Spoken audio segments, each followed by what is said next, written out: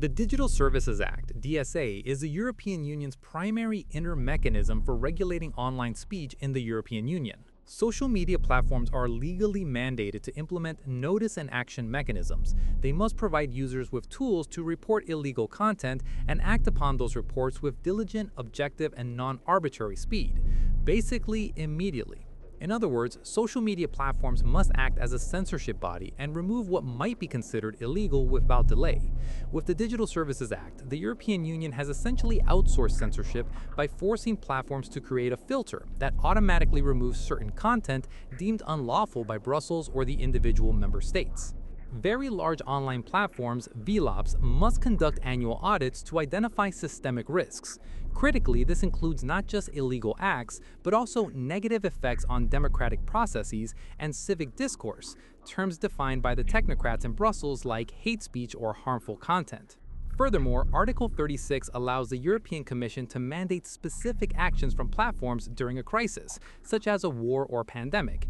This bypasses traditional legislative debate, allowing for administrative decrees to scrub disinformation in real time.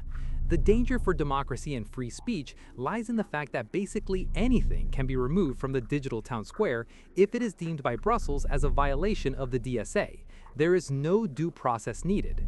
As was evident with the European Commission fine issuance for the X platform, the democratic principles that were abolished should be alarming to everyone. The platform had to pay 120 million euros and then must go to court to prove its innocence. In fact, today in the EU, you are guilty until you can prove you are innocent. What should be really alarming to anyone is that the removal of content is based on information from so-called trusted flaggers. The Commission may open an investigation, using powers to request information, conduct interviews, and even inspect premises merely based on reports from these trusted flaggers. These trusted flaggers are not just random citizens, they are entities, NGOs, or industry groups. When a trusted flagger reports content, the platform is legally obligated to prioritize their notice and act with due diligence. This creates a manufactured consensus. The state decides who is trustworthy. If a state-funded NGO is the flagger, the line between institutional praxis and objective truth becomes blurred.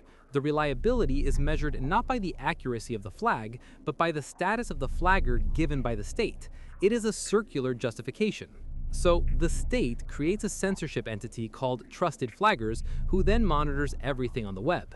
The state appoints or approves the persons who sit in this censorship entity.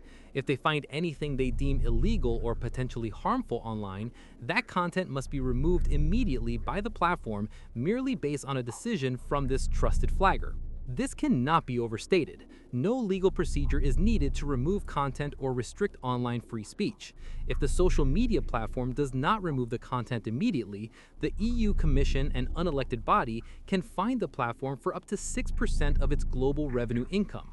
The state appoints the trusted flagger, who then monitors the web for content that might be harmful for the state, and if the state deems it harmful, the content must be removed immediately.